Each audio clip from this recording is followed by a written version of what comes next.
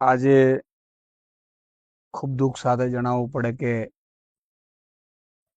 જે ખેડૂત જે ભાણવડમાં આપઘાત કર્યો હતો તરત જ પછી ઈશ્વરે આ બીજી ખરાબ ઘટના આપણે દેખાડી કે ઉના તાલુકાના રેવત ગામમાં પણ ગભારભાઈએ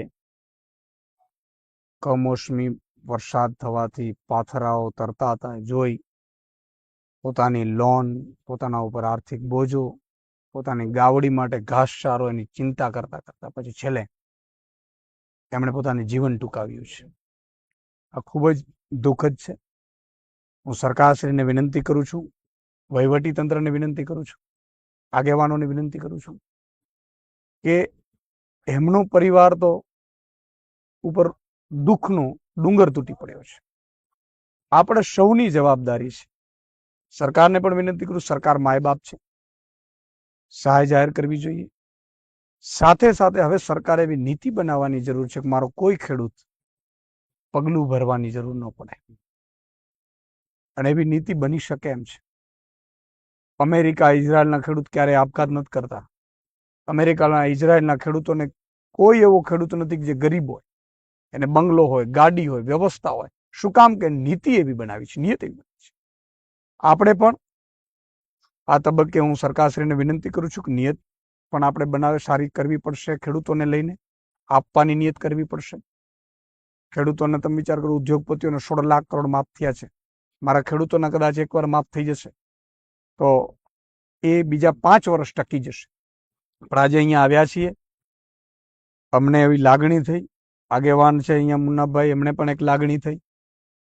એમણે ખેડૂત પરિવારને 1 લાખ રૂપિયો જાહેર કર્યો છું. એમનો આભાર માનું છું.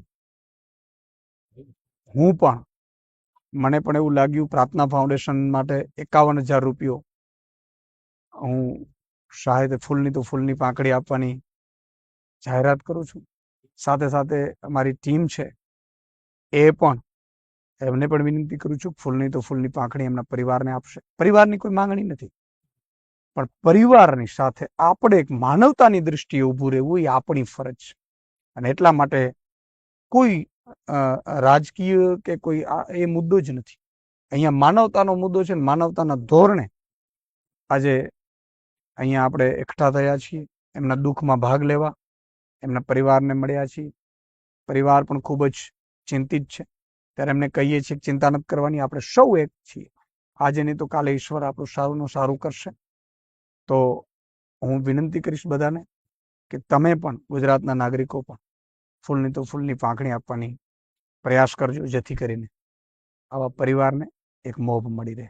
અને હું બધા ખેડૂતોને ફરીથી વિનંતી કરું છું, મજૂરોને વિનંતી કરું છું, શ્રમિકોને વિનંતી કરું છું, કોઈએ આવું પગલું ભરવાની જરૂર નથી. કોઈ ભરતા નહીં સાહેબ.